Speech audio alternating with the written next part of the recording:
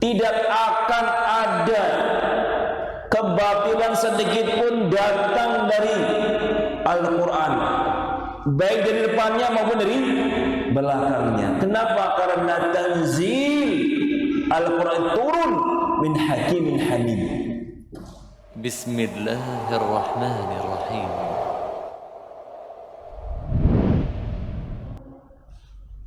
InsyaAllah ta'ala kita lanjutkan kajian kita dari kajian Tadabbur Juz' Amma. Walhamdulillah, insyaAllah ta'ala pada malam hari ini kita akan membahas surat Al-Bayyinah, surat yang menceritakan tentang bukti nyata tentang kebenaran risalah kenabian Rasulullah SAW dan penetapan penamaan kafir bagi mereka yang tidak mau beriman kepada Allah dan kepada Rasulullah SAW. Surat Al-Bayyinah, para ulama berbeda pendapat apakah dia Makkiyah ataukah Madaniyah. Namun kebanyakan para ulama ahli tahqiq menyatakan bahwasanya dia adalah Madaniyah. Dia adalah Madaniyah. Hadza wa al-azhar. Inilah yang tampak dari surat tersebut. Surat Al-Bayyinah memiliki 6 nama. Nama yang pertama surat Lam Yakun. Kedua Wal Qayyimah, surat Al-Qayyimah. 3 surat Al-Bayyinah. Keempat surat Ahlul Kitab. Kelima surat Al-Bariyah. Yang keenam surat Al-Infikak. Al-Infikak. Surat ini terdiri dari arba wa tis'una kalimah, 94 kata, dan hurufnya ada 396 huruf. 396 huruf, 396 harfan.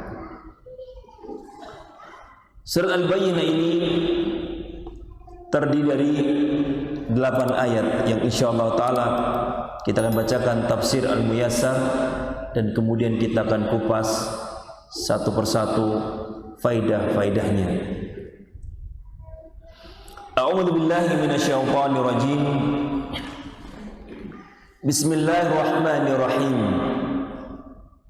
Lam yakunil ladzina kafaru min ahli alkitab wal musyrikin munfakin hatta ta'tiyahumul bayyinah. Rasulun minallahi yatlu suhufan mutahharah fiha kutubun qayyimah. Wa ma tafarraqa alladhina utul kitab illa min ba'di ma ja'atuhumul bayyinah. Wa ma umiru illa liya'budullaha mukhlishina lahud-din hunafa'a wa yuqimus shalah wa yu'tuz zakah wa dzalika dinul qayyimah. Innal ladzina kafaru min ahli alkitab wal musyrikin fi nari jahannam khalidina fiha ulaika hum syarrul bariyah. Innal ladzina amanu wa 'amilus shalihat ulaika hum khairul bariyah. Jazaohum 'inda rabbihim jannatu 'adnin tajri min tahtihal anhar khalidina fiha abada radhiyallahu anhum wa radu anhu dzalika liman khasyya rabbah. Allah Subhanahu wa taala menyatakan lam yakunil ladzina kafaru min ahli alkitab wal musyrikin munfakin hatta ta'tiyahumul bayyinah. Artinya lam yakunil ladzina kafaru minal yahud wan nasara wal musyrikin tarikina kufrahum hatta ta'tiyahumul alamah allati bu'idu biha fil kutubis sabiqah. Artinya ayat yang pertama adalah orang-orang kafir dari kalangan Yahud, Nasara dan juga orang-orang musyrikin, mereka tidak mau meninggalkan kekufuran mereka. Ini prinsip mereka. Mereka tidak mau meninggalkan kekufuran mereka, apakah itu Yahudinya, Nasaranya maupun orang-orang musyrikin, sampai datang kepada mereka al-alam, bukti nyata yang dijanjikan untuk mereka yang terdapat di dalam kitab-kitab yang telah terdahulu. Jadi barakallahu fikum, orang-orang kafir sekian fatrah, sekian lama tidak turun kepada mereka Nabi setelah Nabi Isa alaihissalam, dan mereka akan terus berbuat kekufuran sampai datang Nabi yang dijanjikan, yang akan menjadi penutup para Nabi, sebagaimana yang telah dijanjikan akan datang turun kepada mereka seorang Nabi yang fabaraka akan membawa risalah baru. Rasulun minallah yatlu suhufan mutahharah. Siapakah al-bayyinah tersebut? Wahia Rasulullah Muhammad sallallahu alaihi wasallam yatlu Qur'anan fi suhufin mutahharah.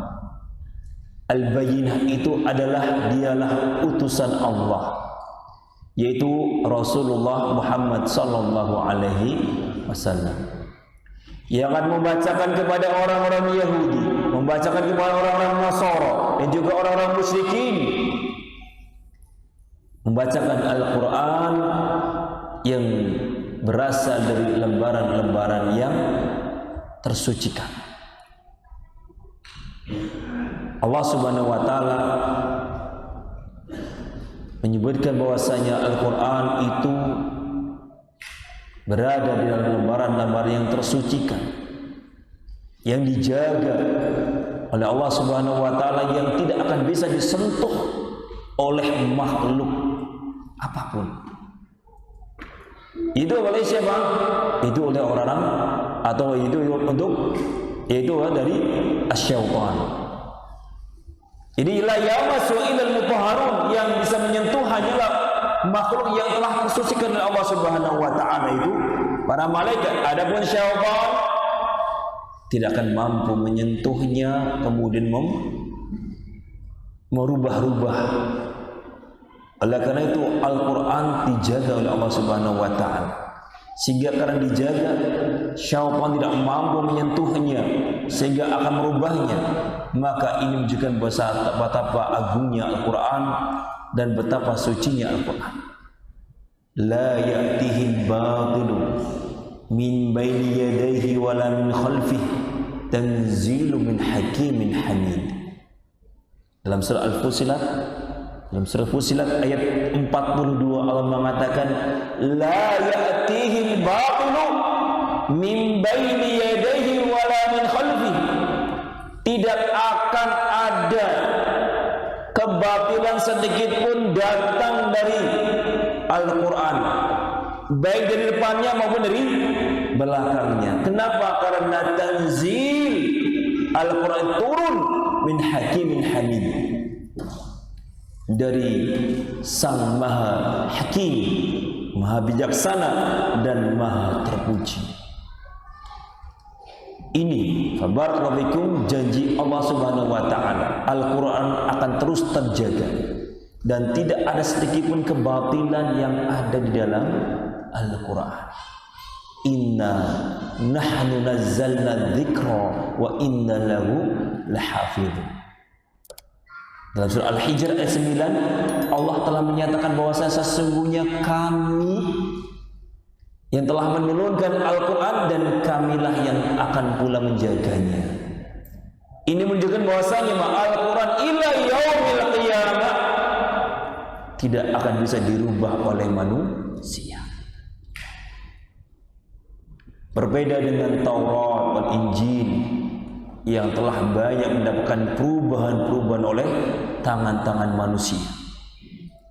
Dirubah-rubah Injil, dirubah dengan adanya perjanjian lama dengan perjanjian baru. Dirubah-rubah, bahkan barakallahu fikum perjanjian barunya pun berubah-ubah hampir tiap tahun. Silakan dilihat dalam Injil-Injil mereka. Tahun sekian dengan tahun sekian dengan tahun yang terdahulu itu banyak perubahan-perubahan. Adapun Al-Quran, maka Allah Subhanahu wa taala akan jaga hingga yaumul qiyamah, sampai ditekan hari kiamat. Ketika kiamat ditegakkan, maka semua huruf-huruf dalam Al-Quran itu hilang. Makanya banyak membaca Al-Quran dari sekarang. Kenapa? Karena nanti di dalam Di dalam hadis bahwasanya di akhir zaman nanti, di hari kiamat nanti, maka Al-Quran Allah Subhanahu wa taala akan cabut huruf-hurufnya. Semua Al-Quran bersih, putih. Bahkan fabarakallahu fikum, semua penghafal Al-Quran lupa akan Al-Quran. Dicabut Al-Quran dari dada-dada mereka. Fiha kutubun qayyimah. Apakah Al-Quran yang dibaca oleh Rasulullah SAW yang dibacakan kepada orang-orang kafir? Fiha kutubun qayyimah. Di dalam lembaran tersebut, fi tilka suhuf akhbarun shadiqah wa awamir adilah tahdi ila al-haq wa ila siratil mustaqim.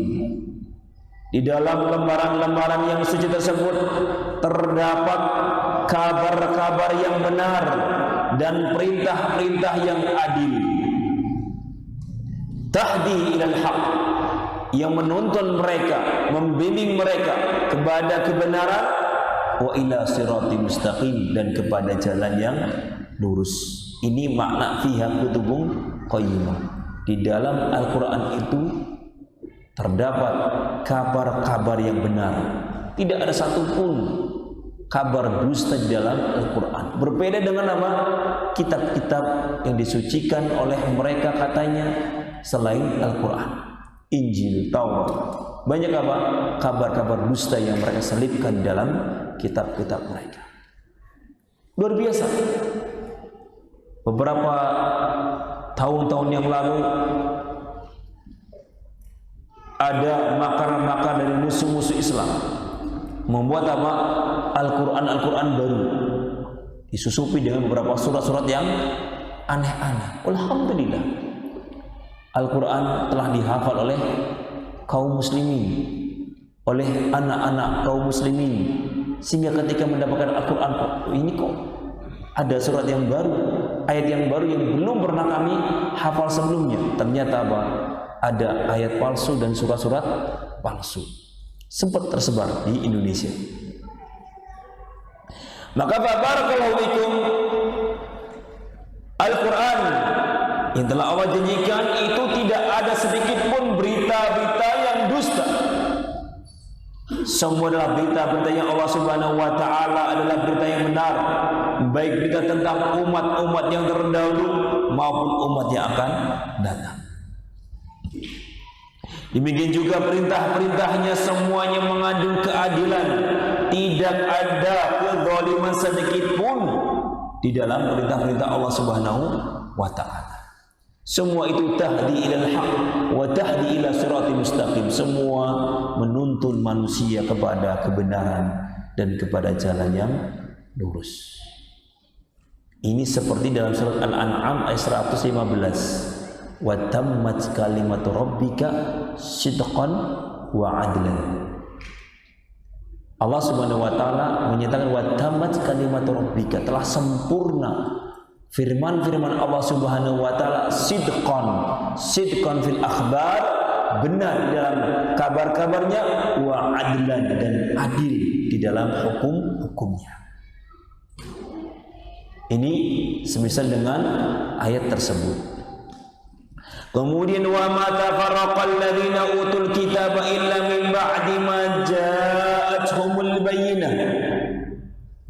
Artinya wa makhtalafal ladzina utul kitab minal yahudi wan nasara fi kauni Muhammadin sallallahu alaihi wasallam rasulan haqqan lama yajiduna min na'tihi fi kitabihim illa min ba'di ma tabayyana annahu an-nabi alladhi wu'idu bihi fi at-taurati wal injil fakanu mujtami'ina ala sihhati nubuwwati falamma bu'itha tafarraqu faminhum man amana bih wa minhum man jahada nubuwwatahu baghyan wa hasadan. Perhatikan, Allah Subhanahu wa ta'ala bilang wa ma tafarraqal ladzina utul kitab. Artinya tidaklah orang-orang ahlul kitab berpecah belah tentang apa? Tentang kenabian Rasulullah sallallahu alaihi wasallam. Itu semuanya sepakat akan datang seorang nabi bernama Nabi Muhammad. Mereka sepakat dan mereka telah mengetahui di dalam Al-Quran dan Injil, dalam Taurat dan Injil disebutkan sifat-sifat Rasulullah sallallahu alaihi wasallam. Mereka sepakat dan menunggu. Namun ketika telah jelas bahwasanya nabi yang turun ternyata dari kalangan orang-orang Arab, bukan dari Bani Israel. Sebelumnya mereka telah sepakat, maka ketika ternyata yang diutus adalah Muhammad dari bangsa Arab, tafarraqu, mereka kemudian berpecah belah, berselisih. Faminhum man amana bih, sebagian mereka beriman kepada Rasul sallallahu alaihi wasallam dan sebagian mereka menentang kenabian Rasulullah sallallahu alaihi wasallam karena baghyan wa hasadan, karena dengki dan hasad. Kenapa kok yang diutus dari bangsa Arab? Karena barakallahu fikum dahulu orang-orang ahli kitab itu ketika mendengar akan ada nabi, maka mereka menakut-nakuti orang-orang Arab. Hei orang-orang Arab, nih akan datang nabi, kami akan memerangi kalian bersama nabi ini. Ternyata yang datang malah nabi dari kalangan bangsa Arab. Sehingga barakallahu fikum famakhtalafu illa min ba'di ma ja'ahumul ilmu baghyan bainahum. Dalam surah Al-Jathiyah ayat 17, tidaklah mereka berselisih kecuali setelah datang kepada mereka tentang kebenaran yang benar, bahwasanya ternyata nabi itu bukan dari mereka, sehingga mereka berselisih, dan itu semuanya karena baghyan bainahum, kedengkian yang ada pada mereka. Wa ma umiru illa liya'budullaha mukhlishina lahuddin hunafa wa yuqimus shalah wa yutuz zakah wa dzalika dinul qayyimah.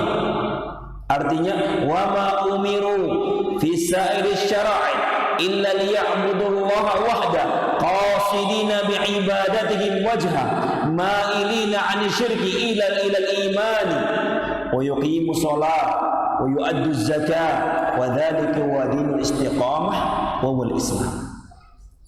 Artinya tidaklah mereka seluruh manusia, apakah itu Yahudinya, apakah itu Nasoronya, apakah musyrikinnya,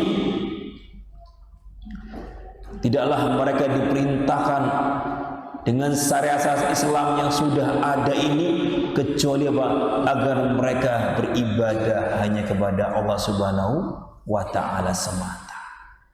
Qasidina bi'ibadatihim wajah. Tujuan semua syariat itu jika diamalkan semuanya tujuannya adalah mengharapkan wajah Allah Subhanahu wa ta'ala, ma'ilina 'anil syirik. Mereka harus berpaling dari segala bentuk kesyirikan menuju kepada iman. Kemudian setelah itu menunaikan sholat, membayar zakat. Itulah agama yang istiqamah, agama yang lurus, itu agama Islam. Kemudian setelah itu, karena mereka tidak mau tunduk, tidak mau beriman kepada Allah dan tunduk kepada Rasulullah, maka Allah lanjutkan, innal ladzina kafaru min ahlil kitabi wal musyrikin fi nari jahannam khalidina fiha ulaika hum syarrul bariyah. Yakni innal ladzina kafaru min al-yahudi wan nasara wal musyrikin iqabuhum naru jahannam khalidina fiha ulaika hum asyaddul khaliqah syarran.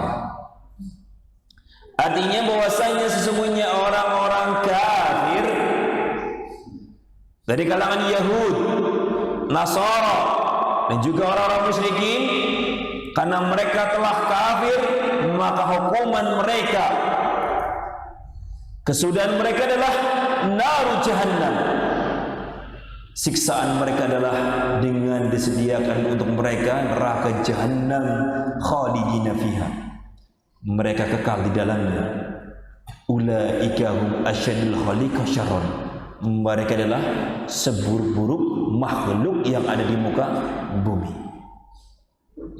Innal ladzina amanu wa 'amilus shalihat ulaika hum khairul bariyah. Sebaliknya, innal ladzina shaddaqu wattaba'u sadaqallah wattaba'u rasulah wa 'amilus shalihat ulaika hum khairul bariyah. Ulaika hum khairul khalqi. Adapun orang-orang yang membenarkan segala berita-berita Allah Subhanahu wa taala dan mengikuti Rasulullah sallallahu alaihi wasallam dan beramal saleh, mereka adalah sebaik-baik makhluk Allah Subhanahu wa taala. Jazaa'uhum 'inda rabbihim jannatu 'adnin tajri min tahtihal anhar khalidina fiha abada radhiyallahu anhum wa radu an dzalika liman khasyiya rabbah. Artinya jazaa'uhum 'inda rabbihim yaumal qiyamah jannatu iqamah واستقرار في منتهى الحسن تجري من تحت قصورها الأنهار خالدين فيها أبدا رضي الله عنهم فقبل أعمالهم الصالحة ورضوا عنه بما أعد لهم من أنواع الكرامات ذلك الجزاء الحسن لمن خاف الله واجتنب معاصيه.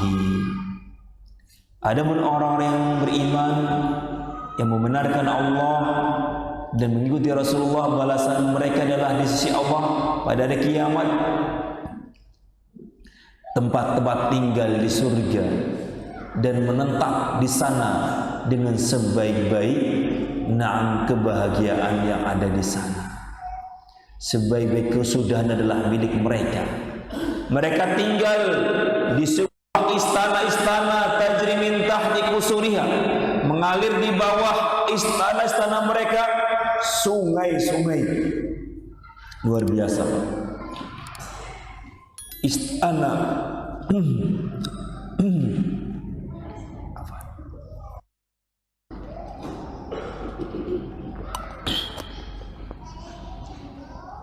di bawah istana-istana Ahlul Jannah itu terdapat apa?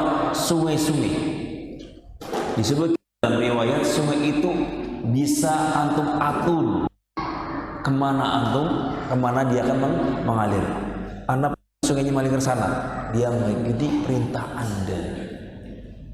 Oh, sungainya ke sini dan ke sini, dia akan mengikuti perintah Anda. Luar biasa. Bisa bayangkan, Pak? Tidak bisa bayangkan. Sungainya duduk mau ngalir kemana? Khalidina fiha, mereka kekal dalam surga. Allah Subhanahu wa taala ridho kepada mereka sehingga Allah Subhanahu wa taala menerima amalan-amalan soleh mereka. Allah Subhanahu wa taala ridho dan mereka pun ridho dengan apa yang telah Allah Subhanahu wa taala sediakan untuk mereka dengan berbagai macam kemuliaan. Itulah balasan yang baik bagi siapa? Liman khafallah. Liman khafallah, bagi orang-orang yang takut kepada Allah dan menjauhi kemaksiatan kepadanya. Ini fabarakalaikum 8 ayat surat Al-Bayyinah. Telah kita bahasakan tadi makna dari tafsir Al-Muyassar. Mari kita petik faidah-faidah yang bisa kita petik. Cukup enggak ya? Anak kumpulkan 21 faidah. Semoga cukup. Kalau nggak cukup, ya apa? Faidah yang pertama, singkat saja. Faidah surah Al-Bayyinah adalah anna ahlul kitab kufar. Perhatikan. Di dalam surah Al-Bayyinah menjelaskan bahwa seluruh ahlul kitab, Yahudinya ataukah Nasranya, semuanya kafir. Siapa yang menyatakan? Allah Subhanahu wa ta'ala. Innal ladzina kafaru min ahlil kitab. Jadi gak ada istilah orang Yahudi itu beriman, orang Nasrani itu beriman, mereka punya Tuhan. Lah, itu menurut Anda. Tetapi kalau menurut Allah Subhanahu wa taala, mereka bukan kami yang menyatakan, tapi siapa? Allah Subhanahu wa taala. Maka barang siapa yang mengatakan Yahudi punya iman, Nasara punya iman, maka sungguh dia telah mendustakan Allah Subhanahu wa taala, terkhusus mendustakan surat Al-Bayyinah. Allah menyatakan innal ladzina kafaru, dan semua orang-orang yang tidak mau beriman kepada Allah dan beriman kepada Rasulullah itu dikatakan musyrikun. Apa? Musyrik, orang-orang syirik. Orang Yahudi musyrikun? Naam. Mereka musyrikun. Kenapa kok mereka musyrik? Karena menganggap apa? Uzair ibnullah. Orang-orang Nasara, apakah dikatakan musyrikun? Naam. Iya. Orang-orang Nasara juga dikatakan musyrikun, karena Allah menyatakan tentang perkataan mereka, wa qalatin Nasara al-Masih ibnullah. Bahwasanya Pak, Nabi Isa adalah anaknya Allah. Naudzubillah. Yahudi mengatakan Uzair adalah anaknya Allah. Dzalika qauluhum bi afwahihim. Itulah perkataan kotornya mereka kepada Allah Subhanahu wa taala. Kok bisa? Yudahiruna qaulal ladzina kafaru min qabl. Mereka menyamakan Allah Subhanahu wa taala dengan makhluknya, bisa beranak. Perkataan orang Yahudi dan Nasrani itu sama dengan perkataan orang-orang kafir sebelum mereka. Tuhan punya. Qatalahumullah, Allah mengatakan qatalahumullah. Mereka adalah orang-orang yang terlaknat. Sehingga barakallahu fikum, orang-orang yang masih ragu mengatakan kafir kepada orang-orang yang tidak mau masuk Islam, maka sungguh dia telah meragukan Al-Quran, terkhusus surat Al-Bayyinah. Perhatikan bagaimana kejinya orang-orang Yahudi, apalagi Nasara. Dalam surah Al-Maidah ayat 73, orang-orang Nasara menyatakan apa? Allah adalah satu dari tiga, agama Trinitas. Laqad kafara alladzina qalu innallaha thalithu thalatha. Sungguh telah kafir, kata Allah. Laqad kafara, telah kafir orang-orang yang mengatakan Allah itulah bagian dari tiga. Ada Tuhan Bapa, Tuhan Anak, dan Tuhan Ibu. Siapa yang menyatakan? Allah Subhanahu wa ta'ala. Sehingga para ulama menyatakan barang siapa yang masih ragu akan kekufurannya orang-orang Yahudi dan Nasara, maka bisa jadi dia kafir. Kenapa? Karena dia telah mendustakan firman Allah Subhanahu wa ta'ala. Waspada. Nah, kalau memang nggak tahu, mendingan diam. Kalau memang tahu tapi nggak sesuai dengan hawa nafsunya, tahan. Banyak orang-orang barakallahu karena hawa nafsunya, agamanya dijual belikan untuk dunia dengan mengatakan bahwasanya mereka juga punya iman, mereka juga punya surga nanti di akhirat. Ini dari mana? Dari tadi. Nah. Faedah yang kedua, syiddatut tamassabirin bi aqaidihim wa mabadiihim mawdu'il haq lahum.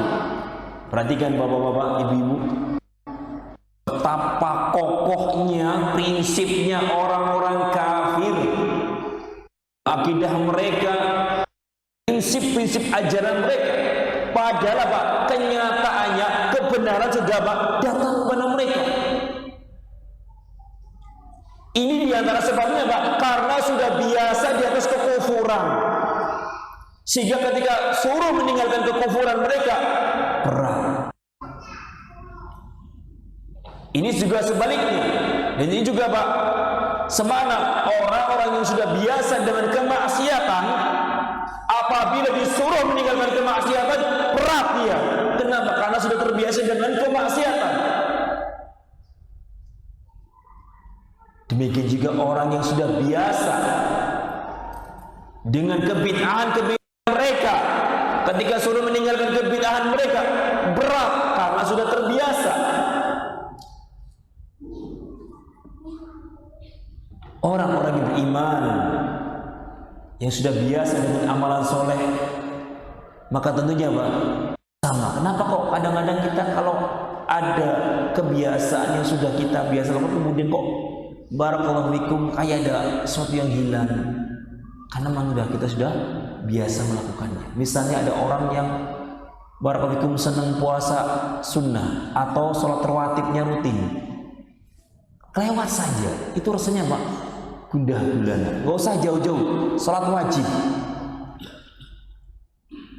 Apabila ada seorang muslim lupa sholat maghrib atau sholat subuh, kemudian santai-santai saja, berarti Pak dipertanyakan keimanannya. Tapi kalau maunya, ya Allah, kayak ada sesuatu yang kurang, kok ada rasa berdosa, ya Allah, astagfirullahaladzim, hari ini Anda belum sholat subuh misalnya. Barakallahu, tunaikan apabila memang Anda lupa menunaikan sholat subuh. Ini di dalam Al-Bayyin ini, kenapa kok orang-orang kafir munfakin gak mau meninggalkan kekufuran mereka? Karena apa? Karena sudah lama terbiasa dengan kekufuran, dengan kesyirikan mereka, dengan prinsip-prinsip mereka.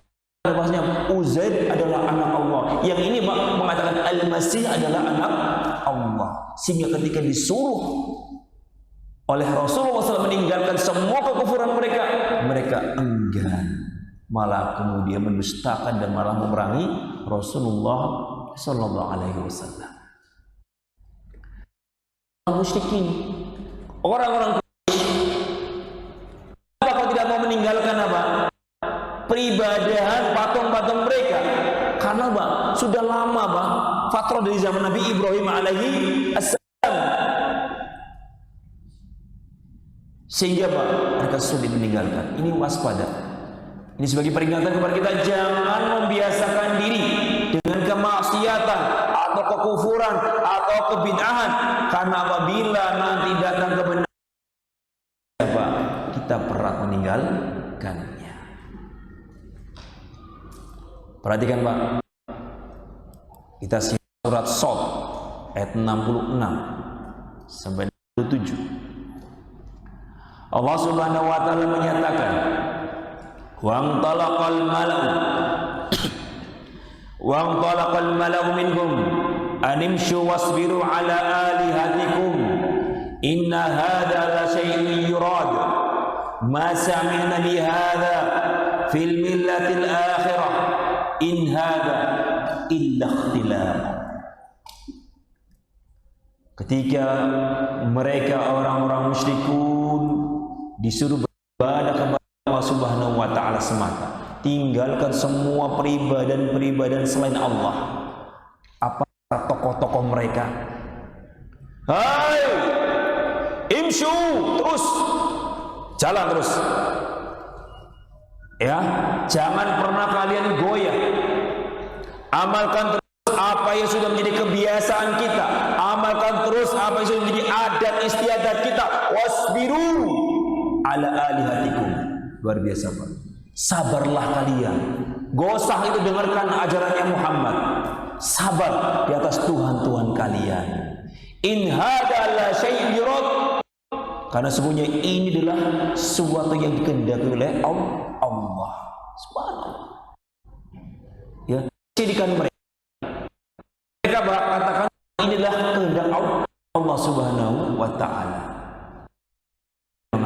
untuk membunuh dakwah tauhid dengan apa? Dengan perkataan ma sami'na hadza fi millatil kami enggak pernah mendengarkan ajaran ini semenjak dahulu. Ini sesuatu yang baru. In hadza illa ikhtilaf.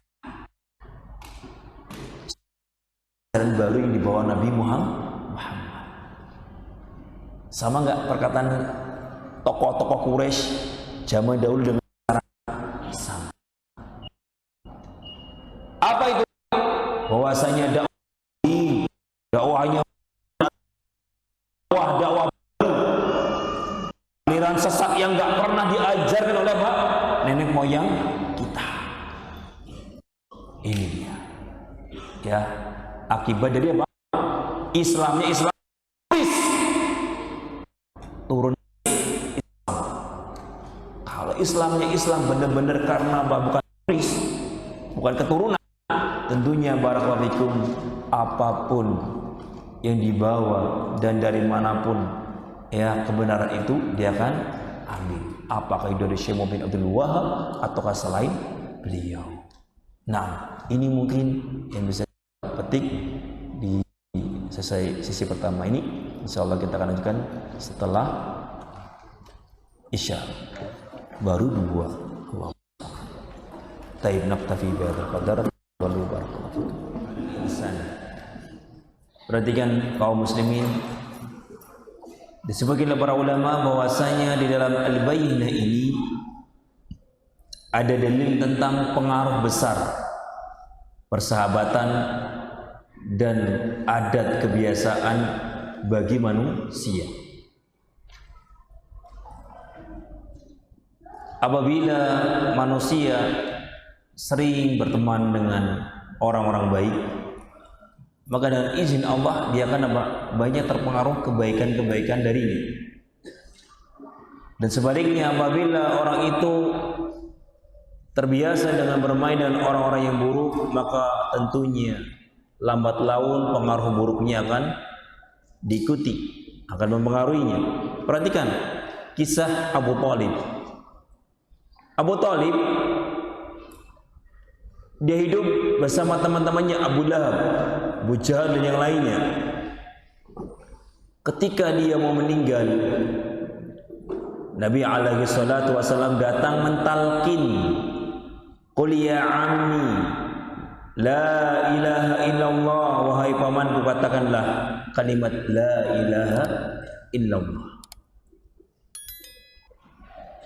Ketika Rasulullah mentalkin kalimat tauhid, di sampingnya ada Abu Jahal dan satu sahabatnya lagi, sahabatnya Abu Thalib. Maka Abu Jahal mengatakan, "Wahai Abu Thalib, apakah kamu akan meninggalkan agamanya Al-Muttalib? Kalau kamu meninggalkan agama ini, agama kita, maka kamu akan dihina, reputasimu akan dijatuhkan sepeninggalmu." Hati-hati kan, kamu adalah tokoh Quraisy. Maka barakallahu fikum, ternyata teman memiliki pengaruh besar. Akhirnya Abu Thalib lebih mendengarkan temannya daripada keponakannya, sehingga mata Abu Thalib ala al-kufur. Meninggallah Abu Thalib dalam keadaan kufur, tidak mau mengucapkan kalimat la ilaha illallah. Demikian juga adat istiadat, kebiasaan yang sering kita lakukan ini, fa barakallahu fikum, akan memberi pengaruh yang besar. Perhatikan orang-orang yang senang dengan musik, sulit akan meninggalkan musik. Orang-orang yang senang dengan na'udzubillah min dzalik, ya, dengan kemaksiatan yang lainnya, sulit meninggalkan kemaksiatan tersebut. Karena apa? Sudah terbiasa. Anak-anak sekarang dengan HP, dengan game-game mereka, karena sudah terbiasa, maka Pak, sulit. Inilah yang disebut al-bayyinah. Kenapa orang-orang kafir kok sulit meninggalkan kekufuran mereka? Karena Pak, sudah lama mereka berada di atas kekufuran, sehingga sulit mereka meninggalkan hal tersebut. Dan ini semuanya Pak, karena hatinya sudah rusak. Faedah yang keempat, Itsbatu risalatin Nabi sallallahu alaihi wasallam wa sidqi risalatihi. Di dalam surat Al-Bayyinah ini terdapat penetapan risalah Nabi alaihi salatu wasallam dan kebenaran risalah beliau. Wa anna kulla syai'in jabihin Nabi sallallahu alaihi wasallam fa huwa min indillah, dan semua yang dibawa Nabi Muhammad sallallahu alaihi wasallam semuanya berasal dari Allah. Rasulun minallah. Kalimatnya Rasul minallah artinya apa? Ini adalah Rasul yang diutus oleh Allah. Artinya semua yang dibawa oleh Nabi semuanya berasal dari siapa? Dari Allah Subhanahu wa ta'ala. Sehingga barakallahu fikum, apabila ada seorang muslim masih memilah-milah ajaran Rasulullah sallallahu alaihi wasallam, maka sungguh dia telah mendustakan Allah Subhanahu wa ta'ala. Masih ragu dengan kenabian Rasulullah sallallahu alaihi wasallam. Faedah yang kelima, al-haqqu bayyinun wadihun la yahtaju illa ila qalbin salihin taqabbaluhu. Hak itu adalah sesuatu yang gamblang, terang benderang, yang tidak dibutuhkan kecuali oleh hati-hati yang soleh yang akan menerimanya. Tapi kalau hatinya hati yang sudah penuh dengan keburukan, kemaksiatan, kekufuran, kebid'ahan, walaupun gamblang, nggak akan diterima. Makanya Pak, kembali kepada hati kita, jaga hati ini, jangan sampai rusak dengan kemaksiatan, dengan kekufuran, dengan kebid'ahan. Jangan. Kenapa? Kalau sudah datang al-haq, hati ini sudah terbiasa dengan keburukan, maka akan sulit menerima kebenaran tersebut. Faedah yang keenam, wujubu ibadatin lillahi wal ikhlasi fiha. Dalam surah Al-Bayyinah ini terdapat kewajiban beribadah hanya untuk Allah Subhanahu wa ta'ala, dan murnikan semua ibadah tersebut hanya untuk Allah. Apapun jenis ibadahnya, apakah itu bentuknya sholat, zakat, puasa, ibadah yang lainnya, semua namanya ibadah, semuanya namanya amalan saleh, harus diperuntukkan untuk Allah, dan tidak boleh ada kesyirikan atau riya di dalamnya. Dalil tentang perintah ini banyak sekali. Wa'budullaha wa la tusyriku bihi syai'a. An-Nisa ayat 36. Beribadalah kalian kepada Allah dan jangan menyekutukannya sedikit pun. Surah Al-Isra ayat 23, Al-Imran ayat 61, Al-Hajj 77, An-Najm 62, Az-Zumar 66, Surat Quraisy ayat berapa? 3, Faliya'bud rabba hadzal bait, faliya'budu rabb hadzal bait. Itu semua Pak, ayat-ayat tersebut menyebutkan tentang Pak, ibadah itu hanya untuk Allah Subhanahu wa taala, bukan kepada Al-Masih, bukan kepada Uzair, bukan kepada patung. Semua Pak, ibadah itu harus diperuntukkan hanya untuk Allah Subhanahu wa taala. Bahkan beribadah kepada Allah harus terus berlangsung hingga kita meninggal.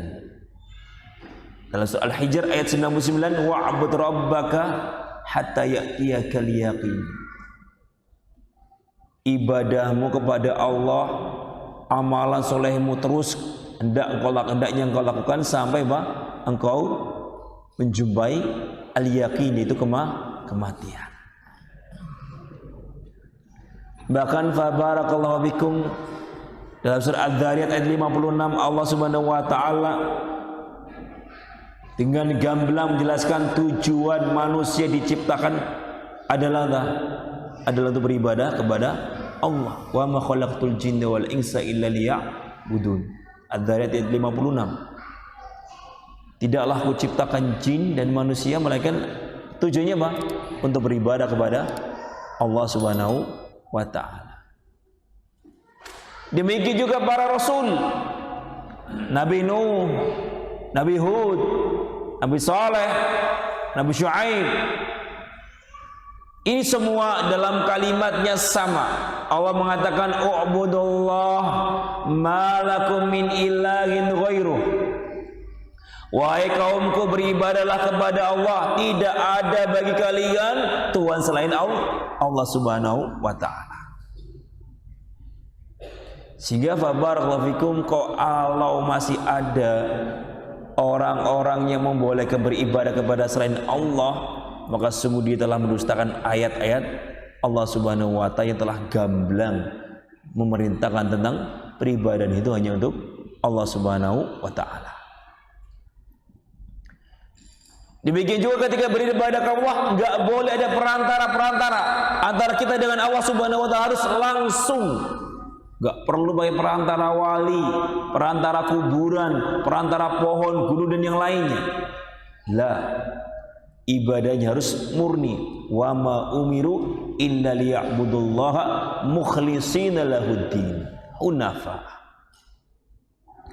Ayat ini banyak sekali ya Pak, yang semisal ini surah Al-A'raf ayat 29, Ghafir ayat 14, Az-Zumar ayat 2, Az-Zumar ayat 14, Az-Zumar ayat 11, Ghafir ayat 56. Itu semuanya temanya sama. Pokok pembahasannya adalah beribadah murni hanya untuk Allah Subhanahu wa ta'ala. Allah Subhanahu wa ta'ala menyatakan, idza sa'alaka ibadi anni fa inni qarib. Wahai Muhammad, katakanlah apabila hamba bertanya di mana Allah, maka katakanlah Allah itu dekat. Allah dekat. Ujibu da'watad da'i idza da'an.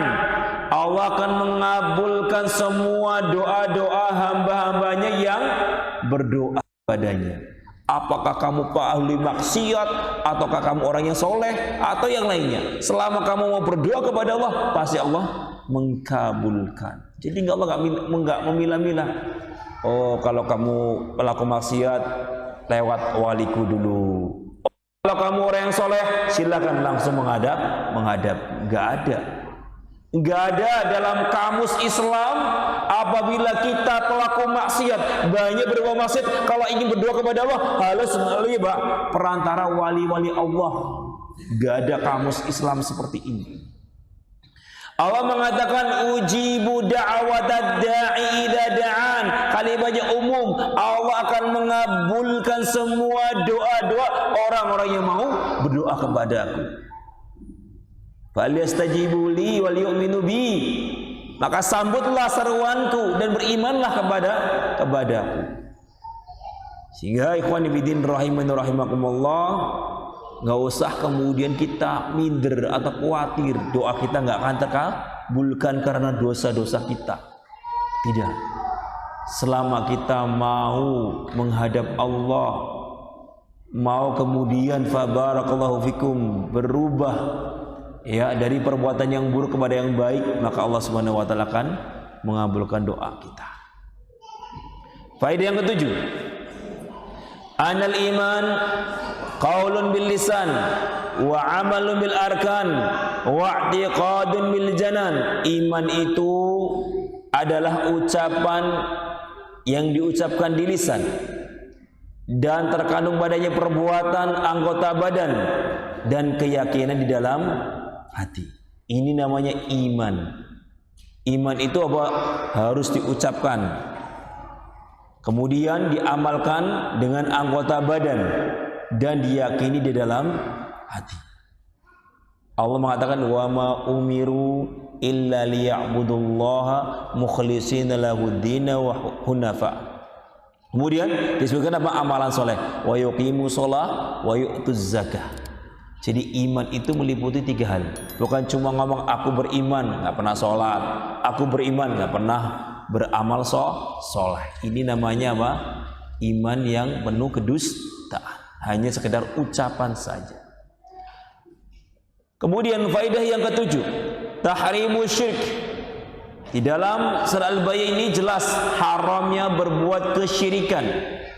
Kenapa orang-orang Yahudi dikatakan kafir? Kenapa orang-orang Nasrani dikatakan kafir?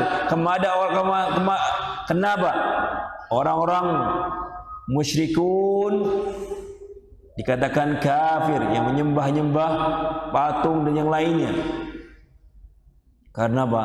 Karena mereka menyembah kepada selain Allah Subhanahu wa ta'ala. Karena mereka menyekutukan Allah Subhanahu wa ta'ala, karena mereka membuat tandingan-tandingan bagi Allah. Yang kesembilan, tahrimur riya. Faedah yang 9 adalah haramnya berbuat riya di dalam amalan. Waspada.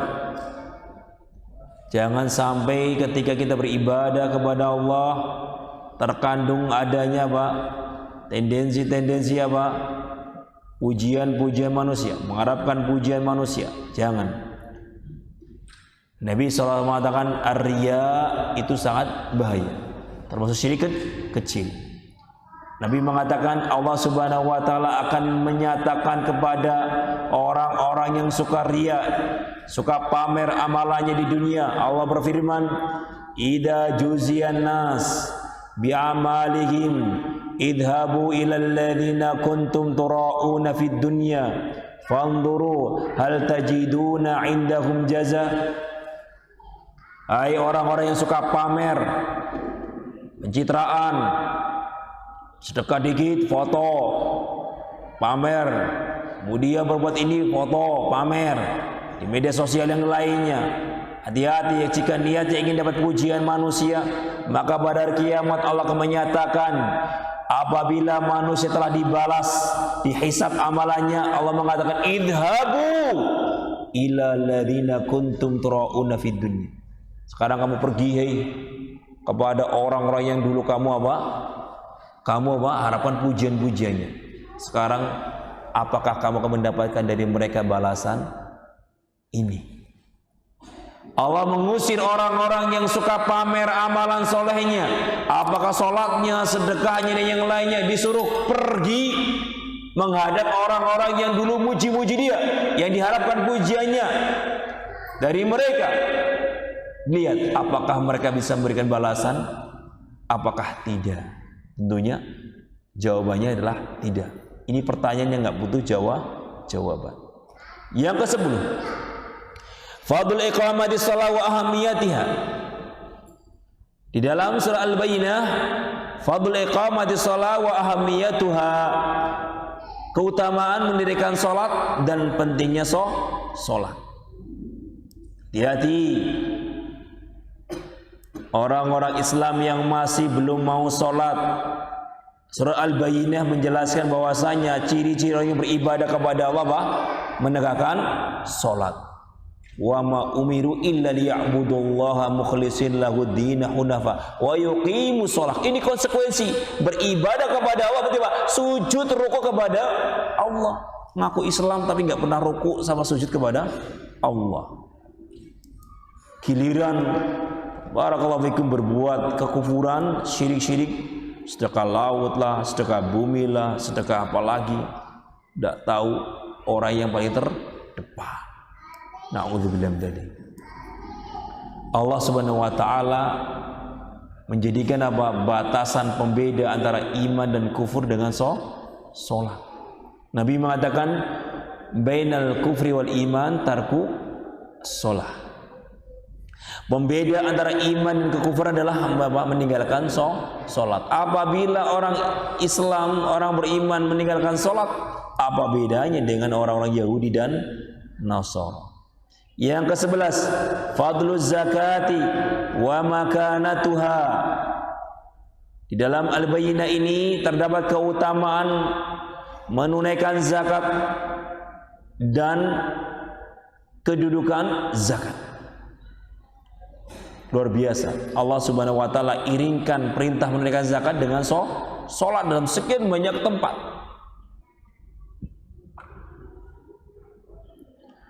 Dan as-shalah, salat dan zakat itu termasuk rukun Islam. Sehingga fa barakallahu fikum, orang-orang kaya jangan lupa tunaikan zakatnya. Idza balagha nisab wa hala alai al-haul. Jika sudah mencapai nisabnya dan kemudian telah mencapai setahun. Nah, ikuti ya nisabnya dengan nisab yang paling rendah, itu perak ya. Kemudian barakallahu fikum dilihat harga perak berapa, kemudian ditotal dengan 585. Nah, barakallahu fikum, kemudian kira-kira uang kita ada segitu atau tidak ya. 858 ya. Nah, yang ke-12, hadal Islam 'alal karam wa dhamma al-bukhl bizakah. Di dalam surat Bayin ini Islam memberikan dorongan untuk selalu berbuat dermawan dan mencela perbuatan bakhil, mencela perbuatan pelit. Dengan dengan zakat. Jadi fa barakallahu fikum, Islam itu luar biasa. Ya, mengajarkan kepada kita untuk selalu barakallahu fikum dermawan kepada orang-orang fa barakallahu fikum yang berhak menerima zakat. Dalam surah At-Taubah ayat 60 Allah menyebutkan barakallahu fikum orang-orang yang berhak mendapatkan zakat. Innamas shadaqatu lil fuqara. Pertama untuk orang-orang fakir, wal masakin, orang miskin, wal amilina 'alaiha, amil-amil yang bertanggung jawab mengeluarkan zakat, wal mu'allafa qulubuhum, orang-orang yang diharapkan masuk Islam, wa fi riqab, orang-orang yang sedang berusaha untuk menjadi membebaskan dirinya dari perbudakan, yang menebus dirinya kepada tuannya, wal gharimin, orang yang punya hutang, sedang terbeli hutang, wa fi sabilillah, itu para mujahidin, wa banis sabil, yang delapan para musafir yang barakallahu fikum terputus perjalanannya gara-gara nggak punya duit. Nah, kemudian barakallahu fikum faedah yang ke-13, anan nara ma'wa kulli kafirin. Di dalam barakallahu fikum surah Al-Bayyinah ini bahwasanya neraka itu adalah tempat kembalinya setiap orang-orang kafir. Jadi nggak ada surga bagi orang-orang kafir. Barang siapa yang mengatakan orang kafir punya surga, fa barakallahu fikum, maka dia telah mendustakan barakallahu fikum, mendustakan surat Al-Bayyinah dan surat yang semisalnya. Nah, jadi fa barakallahu fikum, Allah jelas mengatakan innal ladzina kafaru min ahli kitab wal musyrikin fi nari jahannam. Kemudian faedah yang ke-14, anna man mata al kufri fa huwa mukhalladun fi nari jahannam. Di dalam surah Al-Bayyinah ini bahwasanya barang siapa yang meninggal di atas kekufuran, maka dia kekal di dalam api neraka jahanam. Na'udzubillah min dzalik. Jadi barakallahu fikum, barang siapa yang dia mati di atas kekufuran, belum bertaubat kepada Allah Subhanahu wa taala, maka dia kekal di dalam neraka. Banyak ya ayat yang menjelaskan hal ini. Al-Baqarah ayat 161 sampai 162. Nah, namun barang siapa yang dia masuk Islam, maka apabila dia orang kafir masuk Islam, maka semua dosa-dosanya diampuni, kecuali kalau dia belum bertaubat. Misalnya ada orang barakallahu bikum Yahudi atau Nasara masuk Islam, tapi masih senang minum khamr, masih senang zina, masih senang riba. Nah, ini barakallahu bikum ya, walaupun dia masuk Islam, maka dia tetap membawa dosa apabila dia belum bertaubat kepada Allah Subhanahu wa taala dari perbuatan tersebut. Namun dia masih tetap Islam. Dia kategori pelaku kabair ad-dzunub, pelaku dosa-dosa besar. Ketika dia mati, dia diharapkan tetap masuk surga. Hanya barakallahu fikum tetap masuk neraka. Tapi kalau dia bertaubat, kemudian barakallahu fikum ya dia masuk Islam, kemudian dia meninggalkan perkara yang diharamkan dalam Islam selama Islamnya, maka dia diampuni oleh Allah Subhanahu wa taala seperti bayi dari lahir. Yang ke-15, annal kafir syarrun nas. Di dalam barakallahu fikum surat Al-Bayyinah ini Allah Subhanahu wa taala menjelaskan bahwasanya orang-orang kafir itu adalah seburuk-buruk makhluk. Ulaika hum syarrul bariyah. Na'udzubillah min dzalik. Jadi makhluk yang paling buruk di muka bumi inilah orang-orang yang tidak mau beribadah kepada Allah Subhanahu wa taala. Punya akal, gak mau dipakai untuk menghayati ayat-ayat Allah, menghayati kekuasaan Allah. Punya mata, gak mau melihat kebenaran. Punya telinga, gak mau mendengarkan kebenaran. Maka barakallahu fikum, mereka adalah seburuk-buruk makhluk. Dan surah Al-Anfal ayat 55 Allah mengatakan inna syarad dawabi indallah alladzina kafaru fahum la yu'minun. Sesungguhnya binatang yang paling buruk di sisi Allah adalah orang-orang kafir. Kenapa? Karena mereka tidak mau beriman kepada Allah Subhanahu wa taala. Na'udzubillah. Ya, sesungguhnya binatang atau makhluk yang paling buruk di sisi Allah adalah mereka yang kafir dan tidak mau beriman. Ini surah Al-Anfal ayat 55. Faedah yang ke-16, fadlul iman wal amalus salih wal amali as-salih. Di dalam barakallahu fikum surat Al-Bayyinah ini terdapat keutamaan iman dan amalan saleh.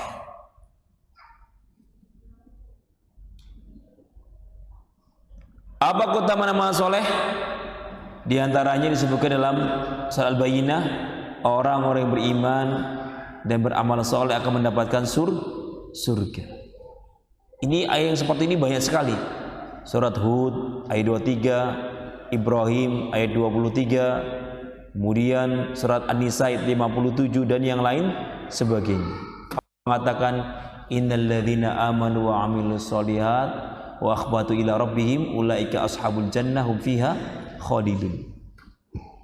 Banyak ayat seperti ini yang menjelaskan bahwa iman dan amalan soleh tempatnya adalah bagi pemiliknya dalam surga dan mereka kekal di dalamnya. Faedah yang ke-17, al-hirsu ala an yakuna al-amal salihan bil ikhlasi wal mutaba'ah. Di dalam surat Al-Bayyinah ini terdapat anjuran untuk semangat beramal soleh dan ikhlas. serta mutaba'ah, mengikuti imannya dan amalannya sesuai dengan tuntunan Rasulullah sallallahu alaihi wasallam. Jadi ini yang pernah kita sampaikan, semangat beriman, beramal soleh dengan keikhlasan dan tentunya dengan tuntunan Rasulullah sallallahu alaihi wasallam. Faedah yang ke-18, itsbatul jannah wa na'imiha li ahli iman wa annahu mukhalladun fiha abada. Faedah yang ke-18, penetapan adanya surga dan kenikmatan-kenikmatan yang ada di dalamnya bagi orang-orang yang beriman dan mereka kekal di dalamnya selama-lamanya.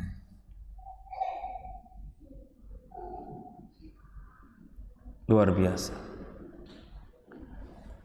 Rasulullah SAW bersabda dalam hadis Abi Hurairah, "Man yadkhulul jannah yan'amu la yab'asu la tabla thiyabuh wa la yafna syababuhu."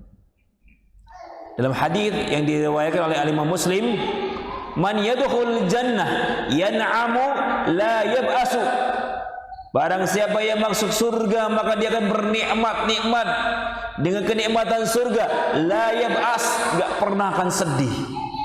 La tabla thiyabuh, bajunya enggak akan pernah kumuh, enggak perlu setrika Pak. Bajunya tiba-tiba kumuh, dilepas. Tolong dia di laundry ya. Enggak ada setrika, enggak ada laundry. Bajunya enggak pernah apa? Barakallahu fikum, enggak pernah kusam sehingga putus setrika atau laundry. Wala yafna syababuh, dan enggak pernah menua. Masa mudanya terus seperti itu, terus umurnya sekian terus. Enggak pernah namanya tua. Ya, ini ahlul jannah. Barakallahu fikum, inilah barakallahu fikum nikmatnya surga yang disebut oleh Rasulullah sallallahu alaihi wasallam. Yang ke-19, anna fil jannati anharun, bahwasanya dalam surga itu ada sungai-sungai. Disebutkan dalam surat Muhammad ayat 15 Pak, luar biasa. Orang-orang yang bertakwa dijanjikan dalam surga sungai-sungai. Ada sungai madu, sungai susu, sungai apa lagi? Sungai khomer. Luar biasa. Ya. Silakan bisa dinikmati. Surat Muhammad ayat 15. Allah Subhanahu wa taala menyatakan ada di dalam surga itu sungai madu, sungai susu, sungai khamar. Dan juga Pak, sungai yang barakallahu fikum tidak akan pernah berubah rasa dan warnanya. Ini barakallahu fikum Bapak yang enggak pernah kita akan dapatkan di dunia walaupun apapun, apalagi membayangkannya. Faedah yang ke-20, itsbatur ridha lillahi itsbatan yaliku bijalali. Di dalam surat Al-Bayyinah ini terdapat penetapan sifat ridha bagi Allah Subhanahu wa taala sesuai dengan keagungannya. Jadi fa barakallahu fikum, Allah Subhanahu wa taala bagi sifat ridha, namun ridhonya sesuai dengan keagungan Allah. Enggak kayak kita. Ridhonya kalau dikasih duit, kasih kenikmatan, kasih dunia, baru cinta, baru ridho. Ya. Allah Subhanahu wa taala tidak seperti makhluknya. Allah memiliki sifat ridho dan ridhonya sesuai dengan keagungan Allah Subhanahu wa taala. Kemudian yang ke-21 adalah fadl khauf minallah, keutamaan takut kepada Allah Subhanahu wa taala. Dzalika liman khasyiya rabbah. Barang siapa yang takut kepada Allah Subhanahu wa taala, maka dia adalah orang yang paling taat kepada Allah. Perhatikan Allah Subhanahu wa taala menyatakan waliman khafa maqama rabbih jannatan. Barang siapa yang takut kepada Allah, maka apa? Dia akan mendapatkan dua taman surga. Luar biasa. Ini barakallahu fikum bagi siapa? Bagi mereka orang-orang yang takut kepada Allah Subhanahu wa taala. Makanya kata para ulama salaf, ma asallaha illa jahil. Tidaklah orang yang takut kepada Allah kecuali orang-orang jahil. Apabila ada orang kok berani maksiat, masih sedang zina, sembunyi-sembunyi lagi, berarti dia orang yang bodoh. Seolah-olah Pak, Allah tidak melihat dia, Allah tidak mengetahui perbuatan dia. Nyuri, sembunyi-sembunyi, ittaqillah, ada Allah. Makanya Pak, tidaklah orang yang bermaksiat kepada Allah, berani durhaka bermaksiat kepada Allah kecuali orang-orang yang bodoh, kata para ulama. Enggak tahu kalau Allah itu Maha melihat, enggak tahu kalau Allah itu Maha mendengar, masih saja berbuat maksiat.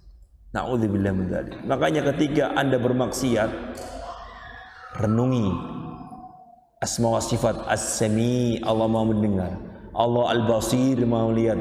Bahkan apa yang di dalam hati kita Allah sudah mengetahuinya. Wallahu alimun bidzatis sudur. Allah mengetahui yang ada di dalam dada-dada kita. Wallahu alam bisawab. Sengaja saya persingkat karena biar waktunya mencukupi.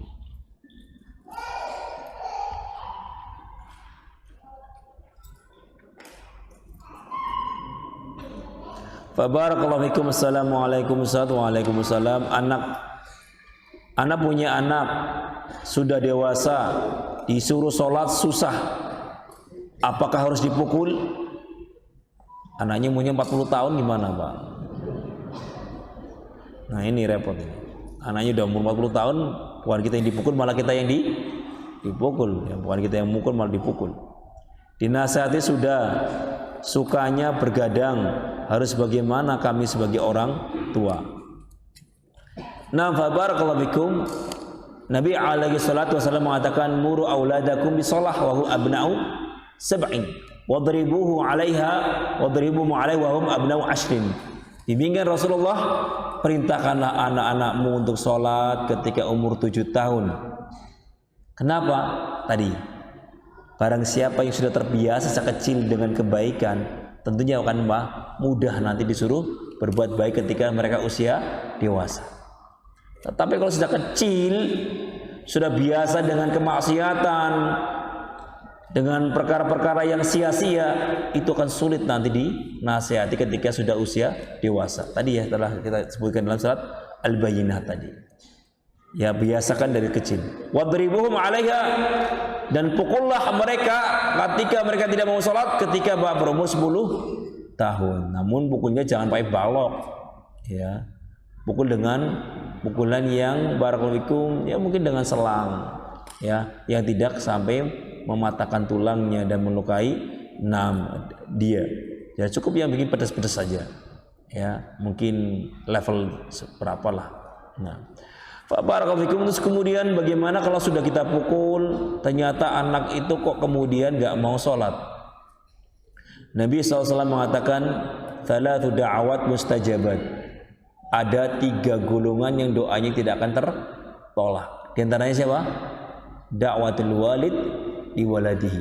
Doa orang tua untuk anaknya. Ini 3 golongan. Pertama, doanya orang safar. Ya, ini doanya orang safar Pak, mustajabah. Safar main game, safar malah kemudian barakallahu tinggal-tinggal nggak jelas. Sia-sia. Ya, safar itu banyak zikir, banyak doa, karena Pak ini di waktu yang mustajabah. Kemudian doanya orang yang terzalimi. Yang terakhir, doanya kedua orang tua untuk anaknya. Jadi barakallahu, ketika kita sudah berusaha membimbing anak kita, sudah kita pukul kok masih kemudian sulit sholat, maka berdoalah kepada Allah Subhanahu wa taala, semoga anak kita diberikan taufik dan hidayah. Nah, jadi barakallahu, bisa jadi kenakalan anak kita itu karena mungkin apa? Sebab dari pengalaman kita dulu. Ya, dulu mungkin kita pernah jadi preman. Dulu kita juga mungkin pernah malas sholat. Dulu kita juga mungkin pernah banyak berbuat maksiat, sehingga apa? Anak kita bukan juga seperti itu. Terkadang kenakalan anak itu adalah azab dari perbuatan kita yang terdahulu. Sehingga fa barakallahu kita banyak istighfar, ya Allah, astagfirullahaladzim, ternyata dosa saya nuruni kepada anak saya. Ya Allah, ampunilah ya Allah, janganlah semua perbuatan buruk saya ikut menimpa anak saya. Ya Allah, berikan dia taufikmu, hidayahmu ya Allah, agar jangan seperti ayahnya seperti dulu kalah. Doa kepada Allah Subhanahu wa taala. Semoga Allah Subhanahu wa taala menjadikan anak kita menjadi anak yang soleh. Amin. Assalamualaikum. Waalaikumsalam. Semoga Ustaz sehat dan selalu dalam lindungan Allah Subhanahu wa taala. Amin. Semoga antum juga demikian. Bagaimana cara kita bersikap di lingkungan ahlul bid'ah padahal kita sudah maksimal mungkin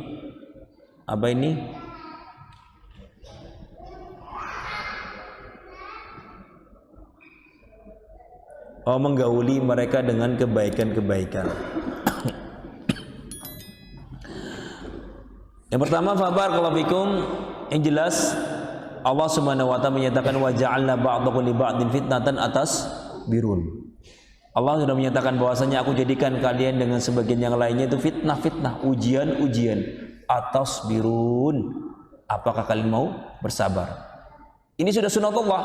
Adanya muamalah di antara kita, kadang adanya permasalahan, itu semuanya memang sudah sunatullah.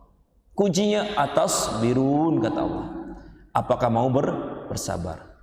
Doakan ya, barakallahu fikum, untuk saudara-saudara kita yang masih jauh dari bimbingan Nabi, untuk diberikan taufik dan hidayah untuk mengenal sunnah dan bisa mengamalkan sunnah.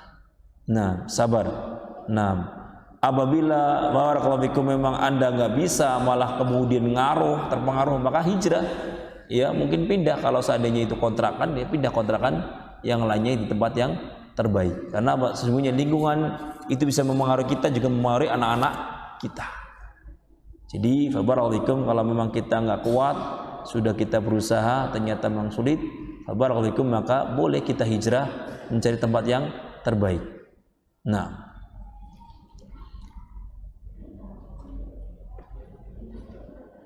apakah kita berdosa jika mempersilakan kebid'ahan untuk mendahulukan ukhuwah? Barakallahu fikum, bukan hanya kita mendahulukan kebid'ahan, ya, bukan kita mempersilakan bid'ahan. Kalau memang kita nggak bisa, barakallahu fikum, mengingkari dengan lisan kita atau kekuatan kita, maka ingkari dengan hati. Man ra'a minkum munkaran falyughayyir biyadihi, fa illam yastati' fa bi lisanihi, wa illam yastati' fa bi qalbihi, wa dzalika adhaful iman. Jadi barakallahu fikum, ingkari dengan hati jika memang nggak bisa dengan tangan dan lisan. Nah, kemudian barakallahu fikum, ketika kita meninggalkan sunnah dalam rangka takliful qulub, itu boleh. Sisanya ya, membaca bismillah di dalam sholat jahriyah itu sunnahnya dipelankan. Namun barakallahu fikum, apabila kita sedang sholat di tengah-tengah orang-orang awam dan kita ngimami, maka kata para ulama, bacalah bismillah dengan keras dalam rangka takliful qulub, menjaga ukhuwah. Jangan sampai gara-gara mengamalkan sunnah malah menimbulkan mafsadah. Membaca bismillah dengan pelan ketika sholat jahriyah itu sunnah. Ketika kita mengamalkan sunnah kok malah menimbulkan mafsadah, maka tinggalkan yang sunnah untuk apa? Tadi menjaga ukhuwah. Sampai sunnah ini mereka bisa pahami dan mereka amalkan. Seperti sholat memakai sendal, ini sunnah, bahkan ada perintahnya, wa khaliqul yahud, selisihlah orang-orang Yahudi. Namun apabila kita memakai sendal ketika sholat menimbulkan fitnah, ya, maka tinggalkan sholat memakai sendal. Apapun bentuknya, apabila sunnah kita terapkan kok kemudian bisa menimbulkan mafsadah, maka tinggalkan. Boleh dalam rangka menjaga ukhuwah. Tetapi kalau seandainya itu bentuknya kebid'ahan, udahlah, nggak apa-apa lah, untuk ukhuwah ini nggak boleh. Terus bagaimana caranya untuk ukhuwah? Kita cari hilah, cari alasan-alasan yang mungkin barakallahu fikum bisa diterima oleh mereka. Pak, ayo, ini ada acara ini, misalnya acara maunya peringatan orang meninggal. Antum bilang, afwan, anu lagi sakit, gitu. Boleh? Boleh. Bilang, saya hatinya sakit. Ya, saya sakit hati dalam hati. Ya, minta udur. Afwan, ana lagi banyak kerjaan, ya. Salam aja buat keluarga yang meninggal. Kan banyak kerjaan apalah.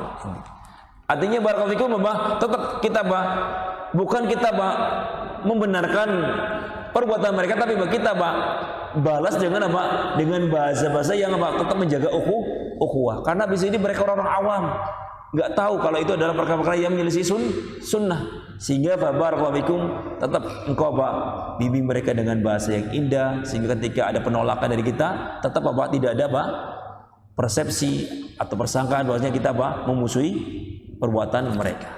Allah alam bissawab. Bagaimana menghindari riya yang kadang-kadang muncul? Barakallahu fikum, kata para ulama, apabila kita ingin bisa tidak riya atau ikhlas, bacalah kitab-kitab para ulama dalam beramal. Sehingga kalau hanya kita mau pamer, ngaca. Ya Allah, nyumbang gini pamer. Ada orang yang lebih baik daripada saya. Jadi biar kita ikhlas adalah caranya banyak membaca kitab-kitab para ulama, biografi sejarah para ulama, bagaimana mereka beramal. Sehingga ketika kita riya, kita akan minder. Astagfirullahaladzim, apa yang saya mau riakan? Amalan saya cuma segini kok dibandingkan para ulama yang terdahulu. Ini kata Syekh Muqbil rahimahullahu ta'ala. Banyak membaca sejarah para sahabat dan para salaf dalam beramal soleh, biar kita nggak riya. Riya itu karena muncul karena muncul sombong. Merasa kita lebih daripada yang lain.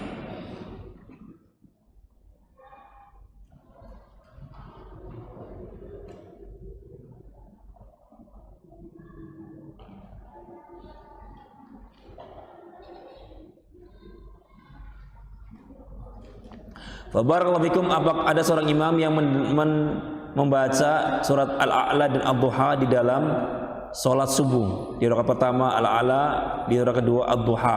Hampir setiap subuh. Apakah ada sunnahnya? Wallahu a'lam bishawab. Ana belum pernah mendapatkan hal ini dari hadis bahwasanya ini adalah tuntunan Rasulullah sallallahu alaihi wasallam. Ditanyakan aja, "Afan Pak Imam, boleh minta ilmunya?" begitu. Kok tiap hari membaca Al-A'la sama Ad-Duha di salat subuh? Bisa mungkin minta bimbingannya, ilmunya. Sampaikan aja. Random, kita ketika melihat ada orang beramal sesuatu yang belum pernah kita dapatkan, ya minta ya penjelasan biar nggak ada sudon. Oh, ini nggak ada, ya ini semua adalah tuntunan saya secara pribadi, begitu. Nah ini baru. Oh ini ada hadisnya ini, catat hadisnya, tinggal kemudian tanya para ustadz, ustadz ini hadisnya seperti ini, sahih apa tidak, begitu. Nah, jadi barakallahu fikum, tanyakan dengan baik, ya apakah ada tuntunannya apa tidak, begitu. Apabila ada, saya juga ingin mengamalkannya, begitu.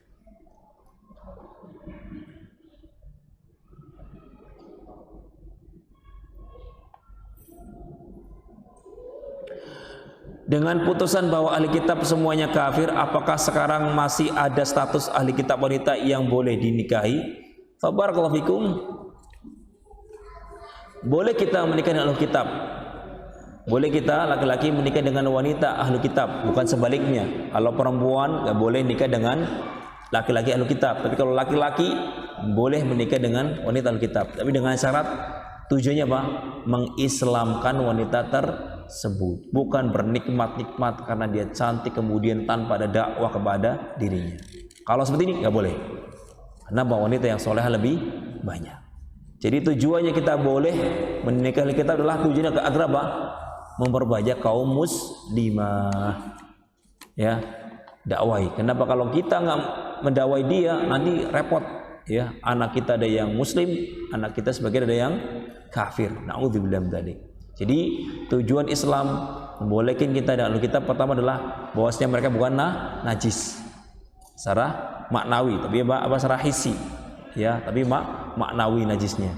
Kemudian barakallahu fikum, agar kita bisa mengayomi mereka dan mendakwai mereka sehingga jumlah Islam semakin banyak dengan banyaknya wanita-wanita ahli kitab yang masuk Islam dengan sebab kita menikahi mereka.